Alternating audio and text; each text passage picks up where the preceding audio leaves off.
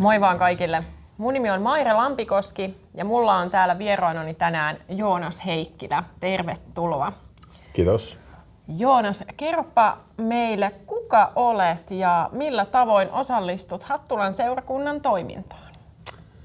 Mä oon tosiaan Jone, 38V, teen tuossa kunnalla nuoriso- ja viestinnän tehtäviä ja seurakunnan toiminnassa mä toimin kirkkovaltuuston puheenjohtajana.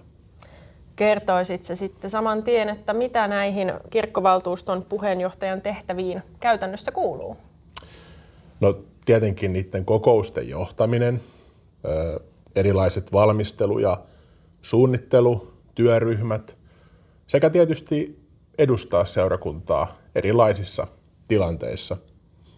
Mutta tärkeimpänä tehtävänä mä näen semmoisena linkkinä toimimisen valtuutettujen ja henkilöstön kesken. Ja mulle on tärkeää, että meidän päätöksenteossa on avoin ja semmoinen lämmin ilmapiiri.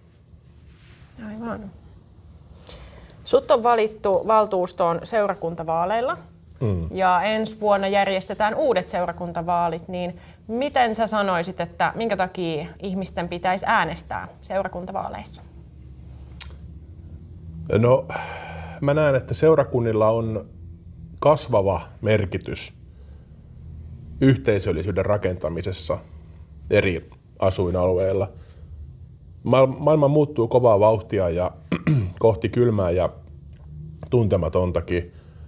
Seurakunta tarjoaa mun mielestä lämpöä, tukea ja turvaa läpi elämän tai sitten just siinä hetkenä, kun sitä eniten tarvitsee. Mun mielestä on aika arvokasta, että meillä on semmoinen yhteisö ja semmoinen toimija. Ja sellaisten ajatusten takia mä äänestäisin. Se on mulle merkityksellistä seurakunnassa. Kertoisit sä, onko sulla jokin hauska tai kiva, mieleenpainuva muisto Hattulan seurakunnasta?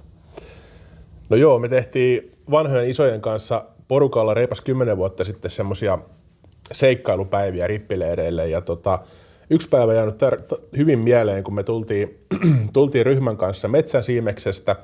Mä olin siis kristitty, jota vainottiin ja saavuttiin Rooman kaupunkiin. Ja sinä päivänä oli tosi huono keli, sato hirveästi, kauhea myrsky päällä. Ei mitään, saavutaan sinne kaupunkiin, ei oikein meinaa nähdä eteensä, kun sataa niin paljon.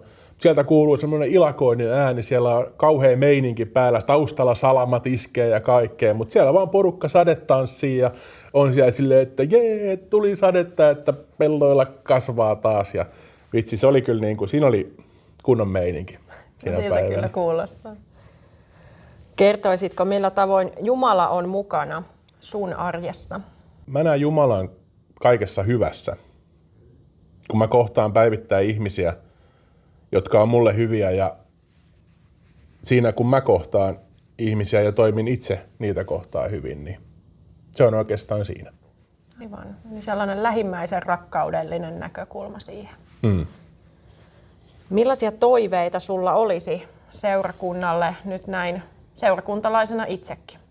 Kaikenlaisia ideoitahan sitä mieleen aina tulee ja aika hyvin mä oon niitä saanut tässä eri tilanteissa ja eri työryhmissä jo purkaakin, mutta oikeastaan nyt mä toivoisin eniten rauhaa ja aikaa henkilöstölle keskittyä syventymään omaan työhön ja tehtävään. Ja meillä on ollut aika paljon muutoksia viime aikoina, viime vuosina ja toki ollaan saatu paljon hyviä uusia työntekijöitä myöskin seurakuntaan, että rauhaa heille.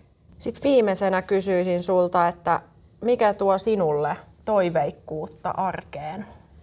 Mulle toiveikkuutta arkeen tuo toiset ihmiset, ystävät ja erityisesti se, kun kohtaa jonkun tuntemattoman ihmisen ja hymyilee.